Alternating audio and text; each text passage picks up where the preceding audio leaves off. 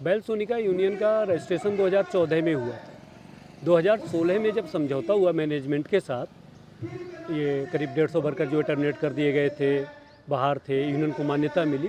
उस समझौते में मैनेजमेंट ने एक द्विपक्षीय समझौता किया था। एक तो त्रिपक्षीय समझौता था, एक द्विपक्षीय समझौता किया था जिसमें यूनियन से ये कमिट करवाया था कि आप कॉन्ट्रैक्ट वर्कर को मेंबरशिप नहीं देंगे, और कॉन्ट्रैक्ट वर्कर को मेंबरशिप नहीं देंगे इसके लिए उसने संविधान में अमेंडमेंट करवा दिया था।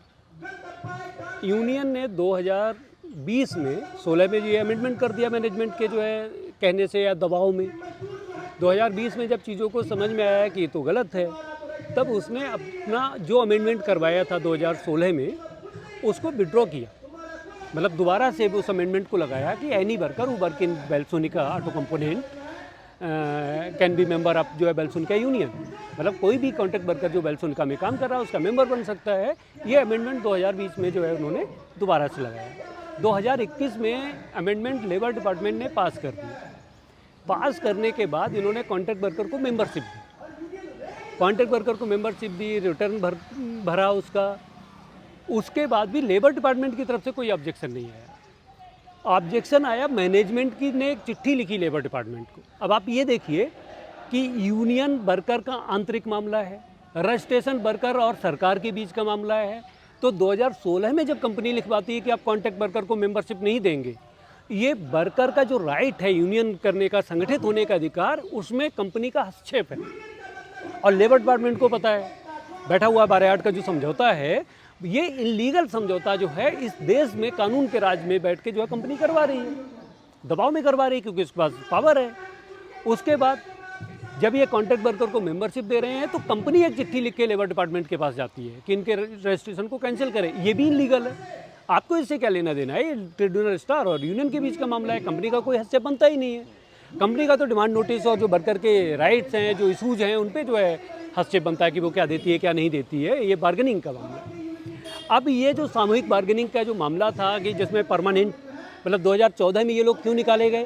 क्योंकि ये 89 परमानेंट थे, 400 ट्रेनी थे, 400 कॉन्ट्रैक्ट थे और 150 वर्कर वो निकाल दिए थे। जब इन्होंने ये 1000 की यूनिटी बनाई तब मैनेजमेंट को पीछे हट के इनको लेना पड़ा। और वो ये चाहती थी कि इस यूनिटी को हम जो है आगे तोड़े। तो 2016 में ही उसने नींव रखती थी कि ये यूनिटी टूटे और वर्कर पे हमला करे, लेकिन वो यूनिटी को नहीं तोड़ पाई। अब वो यूनिटी को तोड़ने के लिए कि भाई कॉन्ट्रैक्ट वर्कर को दिया, ये लीगल जो है टर्म में लेबर डिपार्टमेंट से सांठगांठ करके उसने जो है डीरजिस्ट्रेशन करवाया। ये भी मैनेजमेंट की ही तरफ से जो है सांठगांठ है। और ये डीरजिस्ट्रेशन कब हुआ? जब उन्होंने लीगल नोटिस दिया ट्रिब्यूनल रजिस्ट्रार ने, तो 4 वर्कर की मेंबरशिप को टेम्पररी सस्पेंड कर दिया। मतलब अस्थायी तौर पर रद्द करने के बाद वो वर्कर हाई कोर्ट चले गए। यूनियन शोकाज नोटिस के खिलाफ हाई कोर्ट चली गई, जिसपे स्टे के लिए जो है नोटिस किया गया था लेबर डिपार्टमेंट को। लेकिन उन सारी चीज़ों को किनारे रखते हुए ट्रिब्यूनल रजिस्ट्रार ने डीरजिस्टर्ड कर दिया। डीरजिस्टर्ड इसलिए किया उसने कि वो चाहता था कि रजिस्ट्रेशन को लेके एक जो वर्कर्स में उन्होंने वो बना रखा है कि रजिस्ट्रेशन कितना इंपॉर्टेंट है, मतलब यूनिटी से ज़्यादा जो है उसका जो महत्व दिया, और रजिस्ट्रेशन वो देंगे नहीं। हरियाणा में पिछले 8 साल में जो है कितने रजिस्ट्रेशन हुए, कितनी यूनियन को रजिस्ट्रेशन दिया। रजिस्ट्रेशन के लिए हाई कोर्ट तक जो है लोगों को जो है पूरा वो करना पड़ रहा है। मतलब काफ़ी जो है अपने आप में एक युद्ध टाइप की चीज़ हो गई रजिस्ट्रेशन। और वो रजिस्ट्रेशन को जो वर्करों की जो जेहन में बिठा रखा है कि हम यूनिटी को तोड़ने के लिए एक ऑप्शन के तौर पे उसने किया। 2 केस हाई कोर्ट में मौजूद हैं और आप डीरजिस्टर्ड कर दे रहे हैं, हाई कोर्ट को जो है डिसओबे कर रहे हैं। ये उनको पता है कि कोर्ट में ये नहीं टिकेगा, इसमें कोई जो है दम नहीं है उनके डीरजिस्ट्रेशन में। और वो भाई 4 वर्कर, कौन सा नेशनल इशू था, नेशनल सिक्योरिटी का इशू होता है कि 4 कॉन्ट्रैक्ट वर्कर जिनको मेंबरशिप आपने दी, मैंने अपने घर में बिठा लिए 4 कॉन्ट्रैक्ट वर्कर। आप कह रहे हो कि ये 4 कॉन्ट्रैक्ट वर्कर इलीगल है। मैं कह रहा हूँ कि साहब जब तक ये कोर्ट लीगल नहीं बता देगा मैं घर के बाहर कर दे रहा हूँ, और आप आगे फिर भी मेरे घर को तोड़ दोगे कि ये इलीगल है। कॉन्ट्रैक्ट वर्कर कोई आतंकवादी नहीं है, कोई देश विरोधी तत्व नहीं है, वर्कर हैं, वर्कर के साथ काम कर रहे हैं। लीगल एस्पेक्ट जो है कुछ हाई कोर्ट बता देगा, कलेक्टिव बार्गेनिंग के राइट का जो है वो कोर्ट आपको बता देगा। आप उस कोर्ट पे, अपने ही कोर्ट पे जो है भरोसा नहीं कर रहे कि 4 आदमियों को तुमने घर में बिठाया इसलिए हम तुम्हारे घर को जो है ख़त्म कर दे रहे हैं। वो 4 आदमी जब सस्पेंड हैं, बाहर हैं, तो आपको क्या प्रॉब्लम हो रही थी? आप हाई कोर्ट का वेट कर लेते, लेकिन नहीं वेट कर रहे हैं आप यूनियन का जो है डीरजिस्टर्ड कर दे रहे हैं। आप हासिल क्या करना चाहते हैं? लेबर डिपार्टमेंट ये हासिल करना चाहता है वर्कर में डिमोरलाइज करके उनकी यूनिटी को तोड़ दे। अब ये वर्कर को तय करना है कि जो दुश्मन चाहता है, जो दुश्मन के साथ मिलकर लेबर डिपार्टमेंट जो है ये चाहता है, मैनेजमेंट जो उससे दुश्मनी निभा रहा है, उसके साथ मिलकर जो आपकी यूनियन का रजिस्ट्रेशन को खारिज करके आपकी यूनिटी को जो तोड़ना चाहता है, इस चुनौती को वर्कर किस रूप में स्वीकार करेंगे? अगर वर्कर इस चुनौती को इसी रूप में स्वीकार करते हैं कि तुम हमारी यूनिटी को तोड़ना चाहते हो और इस चुनौती को हम स्वीकार कर रहे हैं और दुगनी एकता के साथ जो है उसका मुकाबला कर रहे हैं, तब ये सारी चीज़ें अपने आप में जो है रेलिवेंट हो जाएंगी, इसका कोई मतलब नहीं रहेगा। अगर वो इस बात को प्रचारित करने में कि मैंने तुम्हारी यूनियन का रजिस्ट्रेशन खत्म कर दिया, अब तुम कुछ नहीं हो। अब देखिए, यूनियन डिरजिस्टर्ड की 1 जून को जो समझौता हुआ हड़ताल के बाद, उस समझौते में लिखा हुआ था कि जो वर्कर सस्पेंड हैं उनके घरेलू जांच का निर्णय एक कमेटी लेगी। कमेटी में मैनेजमेंट, यूनियन, डीएलसी, एएलसी 4 लोग होंगे। वो उस कमेटी का गठन किए बिना जो है यूनियन लीडरशिप को टर्मिनेट कर दिया। मतलब ये जो डिरजिस्ट्रेशन किया है और अब हम राइट रखते हैं टर्मिनेशन का, एकदम इलीगल है। लेबर डिपार्टमेंट बैठ के देख रहा है क्योंकि एक मिली भगत है, लेकिन कानूनी तौर पर उसका कोई मतलब नहीं है कि यूनियन का रजिस्ट्रेशन कैंसिल हुआ, उसका मतलब 1 जून का समझौता थोड़ी कैंसिल हो गया है। जो डिमांड नोटिस लगाए हुए वो थोड़ी कैंसिल हो गए। जितनी भी मांगे की हुई है वो तो सामूहिक वर्कर की मांगे थी। वो यूनियन नहीं है तब भी लोग जो हैं सामूहिक जो है मांगे, जो मांग पत्र वगैरह देते हैं। हितैषी का जो है पूरा आंदोलन जो है, हितैषी में कोई यूनियन नहीं है।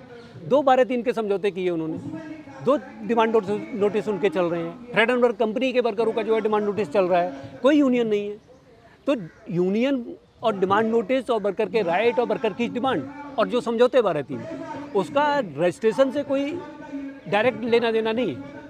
रजिस्ट्रेशन तो एक जो है मोरल जो है वर्कर को, जो उन्होंने पिछले लंबे समय से जो कानूनवाद और जो ये जो चल रहा था, उसके चलते बहुत जहन में बिठा रखा है कि बिना रजिस्ट्रेशन के कुछ नहीं होगा, यूनिटी नहीं बनेगी और रजिस्ट्रेशन मिलेगा नहीं, इसलिए यूनिटी तुम बनाओ मत। रजिस्ट्रेशन खत्म होने के बाद क्या परेशानियां आ रही हैं या क्या बदलाव है? देखो, रजिस्ट्रेशन खत्म होने के बाद एक तो उन्होंने वर्कर को टर्मिनेट कर दिया, यूनियन लीडरशिप के 3 लोगों को।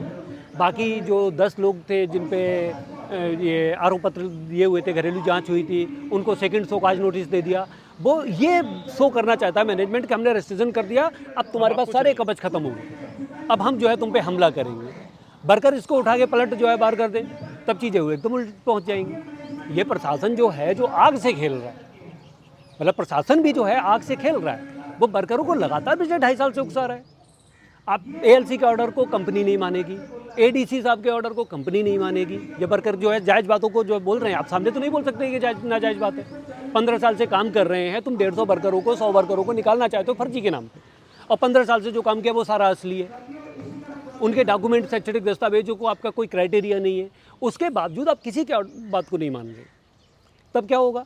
जब किसी की बात को नहीं मान रहे तो अंततः वर्कर के पास रास्ता क्या छोड़ रहा है प्रशासन? कानून को नहीं मानेंगे, प्रशासन को नहीं मानेंगे। देश के भीतर एक अलग देश जो है बना लिया है। मतलब इस देश के भीतर छोटे छोटे जो है सैकड़ों देश जो है बनाए जा चुके हैं, कंपनी राज जो कंपनी मालिकों के। मतलब वो देश में भारत का कानून नहीं लागू होगा, भारत के डीसी ये सब वहाँ नहीं है। वहाँ का एक अलग राष्ट्राध्यक्ष है, वहाँ के अलग कानून है, अलग चीज़ें हैं। G20 का विरोध करने वर्कर ऐसे ही थोड़े गए थे कि भैया जब इस देश के कानून को किसी को नहीं सुन रहे, तो G20 में 20 देश बैठे हुए हैं, किस पे चर्चा करने आए थे? वो मजदूरों का खून चूसने के लिए। भाई आर्थिक मंदी के बाद जो है G20 बनाया था, तो मजदूर जा रहे थे कि भैया हमारे जो है मजदूरों के बारे में भी प्रस्ताव पास कीजिए, मजदूरों की बातें भी सुनिए।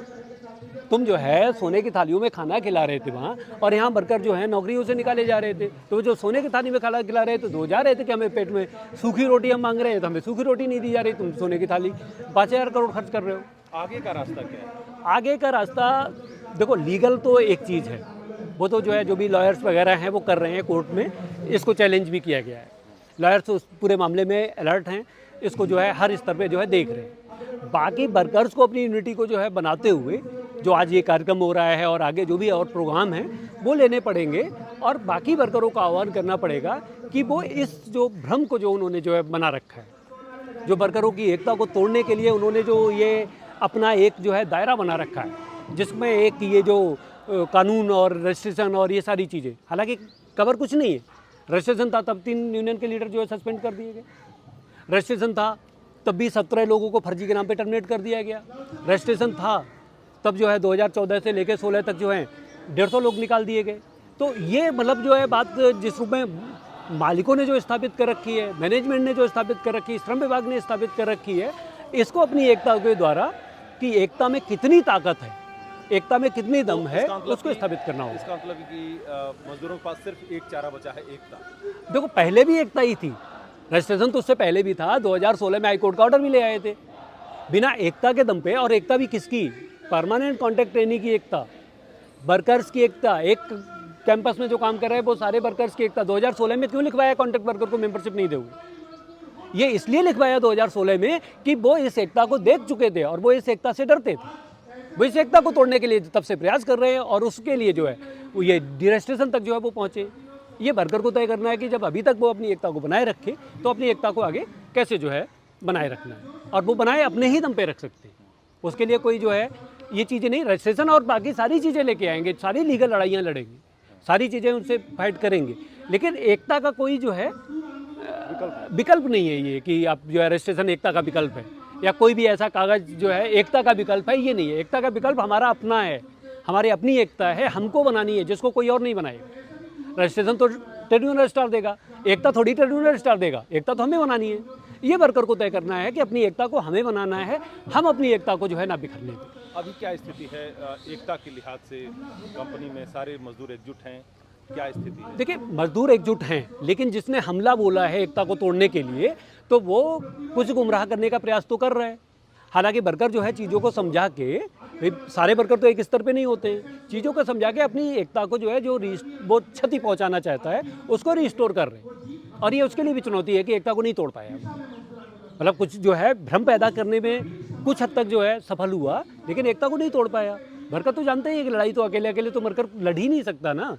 वो यूनिफाइड था, आप बोल दिया कि तुम्हारा रजिस्ट्रेशन नहीं है तो उसे बोलेगा तुम सब भाग जाओ, ऐसा नहीं हो सकता। कोई बम थोड़ी गिरा दिया है कि जो है सब मर गए, आपने खारिज कर दिया, ठीक है हमारी एकता है, फिर क्या कर लूँ? क्या मजदूरों को क्या संदेश? देखिए मजदूरों के पास एकता एकता एकता, इसके अलावा और कोई रास्ता नहीं है। एक फैक्ट्री के स्तर पे एकता, परमानेंट कॉन्ट्रैक्ट ट्रेनिंग की एकता, पूरे जो है अलग अलग फैक्ट्रियों के मजदूरों के साथ एकता, और पूरे देश के स्तर पे एकता।